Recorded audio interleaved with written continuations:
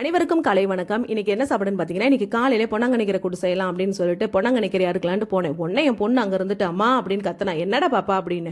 உடனே அம்மா இன்னைக்கு கீரை வேணாம் ப்ளீஸ் அப்படின்னா, ஏன் அப்படின்னு. இன்னைக்கு எனக்கு வெஜிடபிள் பிரியாணி செஞ்சு கொடுங்க, இன்னைக்கு எனக்கு பிடிச்சதை செஞ்சு கொடுங்க அப்படின்னா. பாப்பா கீரை கண்ணுக்கு நல்லதுடா அப்படின்னு நானும் என்னென்னவோ சொன்னேன். அவளும் அம்மா எனக்கு வெஜிடபிள் பிரியாணி பிடிக்கும் ப்ளீஸ்மான்னு அவளும் கெஞ்ச.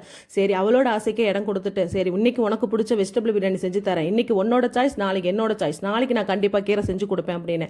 ஓகேம்மா அப்படின்னு சொல்லிட்டு இன்னைக்கு அவளுக்கு பிடிச்ச வெஜிடபிள் பிரியாணி தான் செஞ்சு கொடுத்தேன். அப்புறம் தயிர் பச்சடி, ஒரு கொய்யாப்பழம் இருந்துச்சு, அதை கட் பண்ணி உப்பு மிளகாத்தூள் போட்டு இன்னைக்கு ஸ்நாக்ஸுக்காக தான் கொடுத்துருந்தேன். அந்த ஸ்நாக்ஸ் பாக்ஸ்லாம் கட்டி கொடுக்கும் பொழுது எதையோ சாதிச்ச சந்தோஷம், அவ்வளோ சந்தோஷத்தோட இருந்துச்சு. என்னதான் இருந்தாலும் அவங்களோட ஆசைக்கு விருப்பத்துக்கும் நம்ம கொஞ்சம் இடம் கொடுக்கணும். அப்போ நான் வந்து கீரை மட்டும் இன்னைக்கு செஞ்சு கொடுத்துருந்தேன்னா அப்படியே இன்னைக்கு டெரராக போயிருப்பா. அதனால இன்னைக்கு அவ்வளோ சந்தோஷமா போனால் நல்லாவும் சாப்பிட்டுட்டு வருவா. அந்த ஒரு திருப்தி நம்மளுக்கு போதும். இதெல்லாம் செஞ்சு முடிச்சுட்டு வந்தோன்னே எங்கள் சிவா குட்டி வந்துட்டான். அம்மா எனக்கு சாப்பாடு போடுன்னா, இருடத்தங்க உனக்கு சாப்பாடு போடுறேன், அப்புறம் எங்கள் சிவாக்கு சாப்பாடு